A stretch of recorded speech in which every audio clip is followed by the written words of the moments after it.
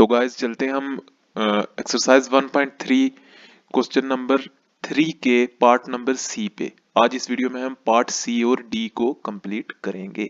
Last video में हमने क्या किया था कि पार्ट ए और बी को कंप्लीट कर लिया था। ओके, तो पार्ट सी क्या कह रहा है वैसे ही करना है जैसे उस पार्ट ए और बी किया था, बिल्कुल आसान।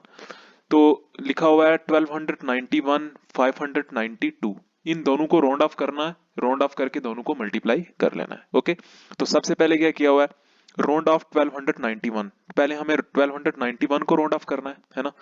तो यहाँ पे किया हुआ है राउंड ऑफ, ये देखो 1291 को राउंड ऑफ करना है, तो इसको मैंने 100 तक राउंड ऑफ किया हुआ है। ओके, इसको 100 तक, आप 1000 तक भी कर सकते हैं, मैंने 100 तक राउंड ऑफ किया हुआ है। मैंने आपको कहा ना कि इस वीडियो इस क्वेश्चन में आप अपनी मर्जी से राउंड ऑफ कर सकते हैं, चाहे 100 तक करो चाहे 1000 तक करो, जितनी तक आप कर सकते हो करो, 10 तक भी कर सकते हो आप। ओके, तो 1291 को मैंने 100 तक राउंड ऑफ किया हुआ है क्योंकि यहाँ से आसान हो जाएगी काफी मल्टीप्लिकेशन।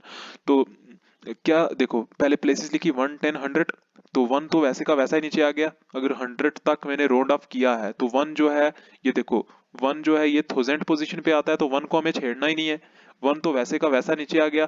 तो 1 10 100, 1 10 100, 100 तक राउंड ऑफ किया है। इन तीनों को हमें देखना है, 291 को देखना है, तो इसी को राउंड ऑफ कर लेना। देखो 291 जो है ये किस किस के बीच में आता है, 200 के और 300 के। देखो 291 200 और 300 के बीच में आता है ना। तो 291 जो है ये 300 के ज्यादा नजदीक है एज कंपेयर टू 200। आपको देखो 291 जो है ये ज्यादा नजदीक 200 के है या 300 के है, तो सामने दिख रहा है कि 291 300 के ज्यादा नजदीक है।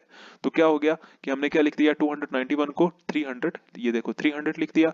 1 पहले का वैसा ही था, तो 1 को तो हमने वैसे ही नीचे लिख दिया और 300 आगे लिख दिया, तो टोटल हमारे पास क्या बन गया 1300। ओके, 1300 बन गया।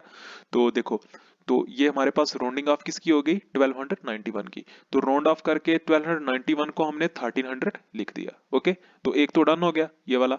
अब करते हैं 592 की राउंडिंग।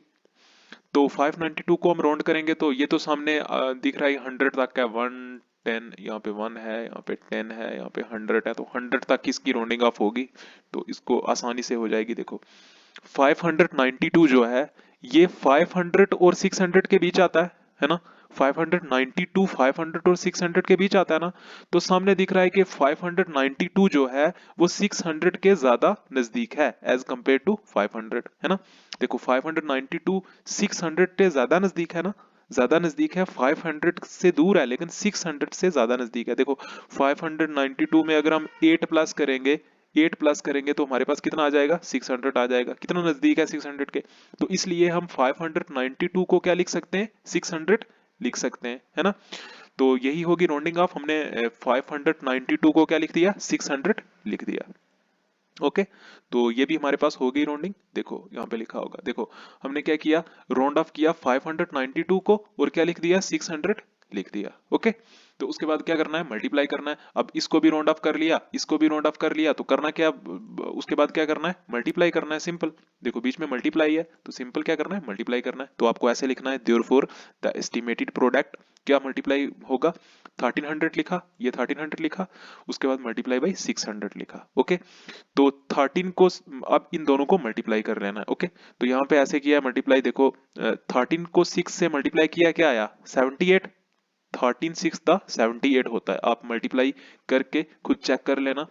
13 को 6 से मल्टीप्लाई किया, क्या आया 78 आया, आगे कितने जीरोज हैं, 2 और 2, यहाँ पे 4 जीरोज हैं, तो आगे 4 जीरोज आगे। ओके, तो ये हमारे पास आंसर फाइनल आ गया। ओके, मल्टीप्लाई करके हमारे पास सी पार्ट का आंसर ये आ गया। ओके, तो ये हमारे पास सी पार्ट भी डन हो गया, सी पार्ट भी हमारे पास डन हो गया। अब हम चलते हैं किस पे, डी पार्ट पे। ओके, डी पार्ट पे चलते हैं।